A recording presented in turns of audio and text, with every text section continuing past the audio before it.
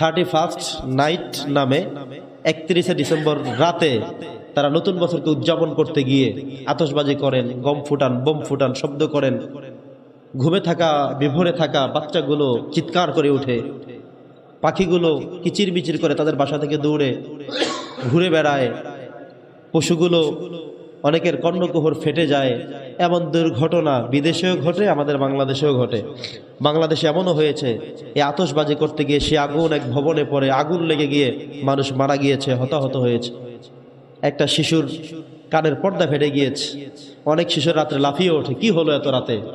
কারণ শিশুরা স্বাভাবিকভাবে সন্ধ্যায় ঘুমিয়ে যায়, এশারের সময় ঘুমিয়ে যায়, কিন্তু রাত্রে 12টায় আপনার ছেলে সজাগ থেকে হঠাৎ করে এমন এক আতশবাজি করলো, এমন এক গম ফুটালো, বোম ফুটালো, এমন বিকরণ এক শব্দ হলো, সব বাচ্চাগুলো, বৃদ্ধ মানুষগুলো ঘুম থেকে লাফিয়ে উঠলো।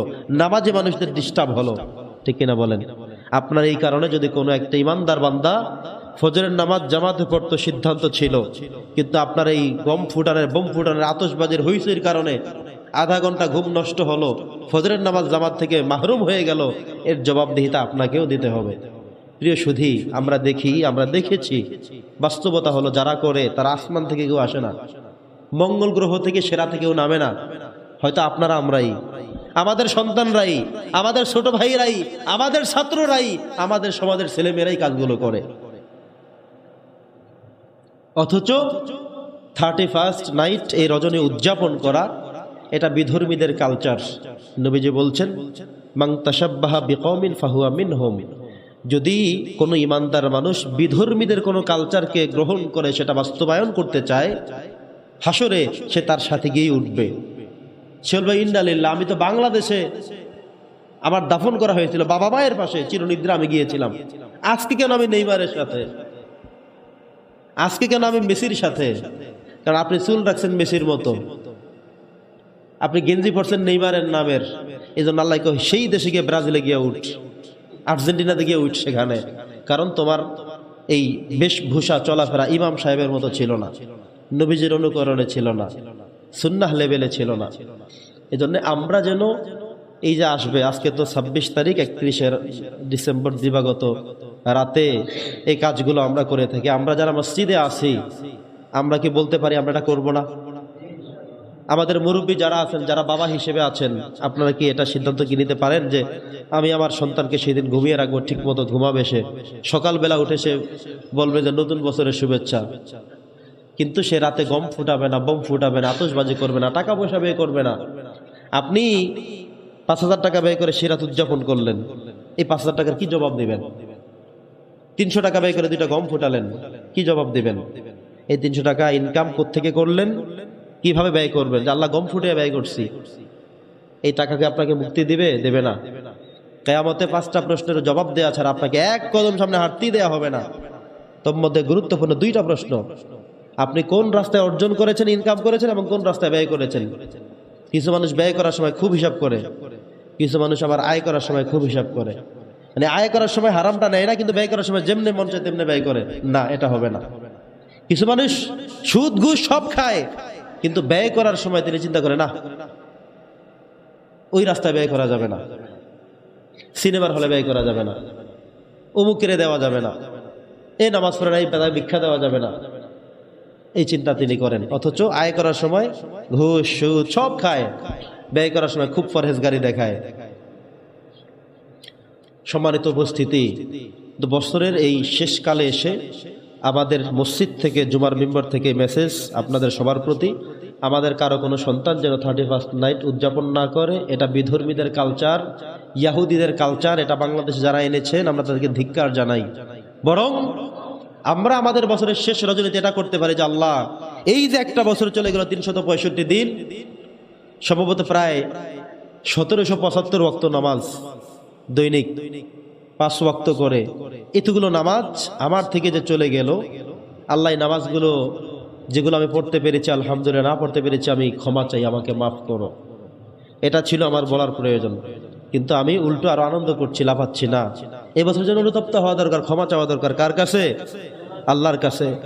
তো আল্লাহ তাআলার একটি বাণী হলো এমন, ইয়া আইয়ুহাল্লাযীনা আমানুত্তাকুল্লাহা ওয়াল তানজুর নাফসুম মা কদ্দামাত লিগাদ। ঈমানদারদেরকে আল্লাহ বলছেন তোমরা আগামীকালকের জন্য কি করছো? আগামীকাল বলতে কিয়ামতের সময়ের কথা বোঝানো হয়েছে। ওয়াল তানজুর, তোমাদের চিন্তা করা উচিত, নাফসুম মা কদ্দামাত লিগাদ, যেই পরকাল তোমাদের কাছে আসছে, আগামীকাল আসছে, সামনের দিন আসছে, মানে ওই কাল মানে পরকাল, যে পরকাল তোমাদের কাছে আসছে সেই কালের জন্য তোমরা কি করছো, কি প্রস্তুতি গ্রহণ করছো? আমাদের প্রস্তুত হতে হবে আখিরাতের জন্য। যেভাবে আমরা পরীক্ষার প্রস্তুতি নেই, এই রাতে কি করো? আমি পরীক্ষার প্রস্তুতি, কালকে পরীক্ষা। এই প্রশ্ন বড় কেন? এটা পরীক্ষার প্রস্তুতি। এখনো ঘুমাচ্ছ কেন? এই তো আমি তাড়াতাড়ি ঘুমিয়ে গেলাম, আবার পরীক্ষা, আবার ভোর রাতে উঠে আমি পড়বো। বাজারে ঘুরতে আসো নাই কেন? আমার পরীক্ষা, আমি প্রস্তুতি নিচ্ছি পরীক্ষা ভালো করার জন্য। পরীক্ষা একটা আখিরাতে আছে না? আল্লাহ তো বারবার বলছেন যে পরীক্ষা আমার কাছে আছে, তো সেটা আসল পরীক্ষা। পরকালের পরীক্ষা হলো আসল পরীক্ষা। আমি আমার জীবনে, আপনারা আপনাদের জীবনে কতবার পরীক্ষা দিয়েছেন দেখেন না। গণিত পরীক্ষা, ইংরেজি পরীক্ষা, 6-এ পরীক্ষা, 7-এ পরীক্ষা, 8-এ, 9-এ, 10-এ, ইন্টারে, অনার্স অথবা ডিগ্রি, মাস্টার্স বা কামিল, স্নাতকোত্তর, এগুলো পড়ছেন, ডক্টরেট করছেন, ভাইভা পরীক্ষা দিচ্ছেন, ফেল করছেন, আবার দিচ্ছেন, ফেল করছেন, আবার নিবন্ধন পরীক্ষা, নিয়োগ পরীক্ষা, বিসিএস পরীক্ষা, কখনো পাস কখনো ফেল।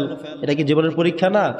আপনাকে মনে রাখতে হবে এই সব পরীক্ষার শেষ পরীক্ষা, ফাইনাল পরীক্ষা হলো আখিরাতে আল্লাহর সামনের পরীক্ষাটা হলো আসল পরীক্ষা। জীবনে তো হাজারো পরীক্ষা দিয়েছেন, এই পরীক্ষা ছিল দুনিয়ার জীবন একটা মডিফাই করার জন্য, সাজানোর জন্য। দাখিল পাস তো আলিমে পড়বেন, inter pass, SSC HSC pass তো ডিগ্রি বা অনার্স করবেন, সেটা পাস তো মাস্টার্স করবেন, মাস্টার্স পাস তো এখন চাকরি করবেন। ব্যাংকে পরীক্ষা, প্রাইমারিতে পরীক্ষা, নিবন্ধন পরীক্ষা, বিসিএস ট্রাই, এমফিল গবেষণা, ডক্টরেট করা, এমবিবিএস সহ ডক্টরেট, অন্যগুলো পড়া, এই সব পরীক্ষা দুনিয়ার জন্য। টাকা পয়সা বেশি পাইবেন, ভালো চাকরি পাইবেন, ভালো থাকবেন, ভালো খাইবেন। কিন্তু সব পরীক্ষার ফাইনাল পরীক্ষা কবে? আখিরাতে। আল্লাহ বলছেন ওয়াল তানজুর নাফসুম মা কদ্দামাত লিগাদ, আগামী কালকের জন্য, ওই কিয়ামতের জন্য তোমরা প্রস্তুত হও, সেই পরীক্ষার জন্য প্রস্তুতি গ্রহণ করো। আমরা কতটুকু প্রস্তুত? প্রথমেই তো একজন মানুষকে কবরে রেখে আসলে এই পরীক্ষা শুরু হয়ে গেল। প্রশ্ন কয়টা? 3টা। আপনারা তো সবাই চলে আসবেন, ওই মাটি নিচে, ওখানে মায়ের শুরু। উত্তর দিতে না পারলে মায়ের আছে, ঠেকানো যাবে? আপনারা ক্ষমতায় ছিলেন, সরকারে ছিলেন, আগে সরকারে ছিলেন, এখন ক্ষমতায় আছেন, পুলিশ, বিজেপি, র্যাব, ঠেকাইতে পারবেন কোনো কিছু দিয়ে? ক্ষমতা তো এখনো আছে। আপনি মরছেন মাত্র, এই তো আর কি। টাকার অভাব ছিল না, জায়গা জমির অভাব ছিল না, ব্যবসা বাণিজ্যের অভাব ছিল না, ঠেকানো যাবে কিছু দিয়ে? প্রশ্ন করবে মান রব্বুক ওয়া মা দীনুক ওয়া মান নাবিয়্যুক, পারবেন না? ওখানে মায়ের শুরু।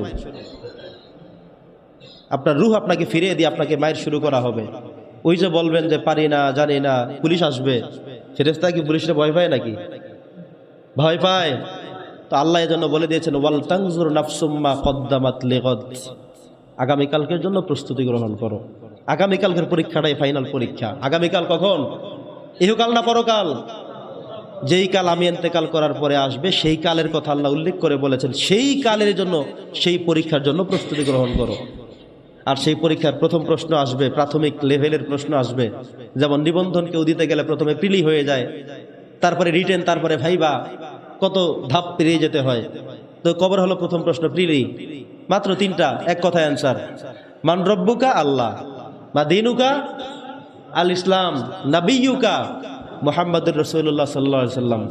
এটা আবার মনে করবেন না আমরা এখন সব পারি। আমল ঠিক না থাকলে কবরে গেলে দেখবেন যে ওই যে পারছেন, মুখস্থ করে আসছেন, লাভ নাই। একদিন এক স্কুলের ছাত্র আমাকে বলছে, হুজুর নামাজ পড়ি না কি হবে, কবরের প্রশ্ন মুখস্থ আছে। কিভাবে? যে আমার স্যারে ক্লাসে মুখস্থ করাই দিছে, স্কুলের ছাত্র। তো বলো দেখি, এখন বলে মান রব্বুকা, আমি বলবো আল্লাহ। আপনারা মনে করছেন মুখস্থ করে গেলেই চলবে? ওখানে আপনাকে স্টপ করে দেয়া হবে। আপনার ঈমান আছে, আপনি জীবনে আরবি পড়েন নাই, জানেন না, কিন্তু ঈমান ঠিক, নামাজ ঠিক, ওখানে মান রব্বুকা বললে এমনিতেই চলে আসবে রব্বি আল্লাহ। আর ঈমান যদি ঠিক না থাকে, যত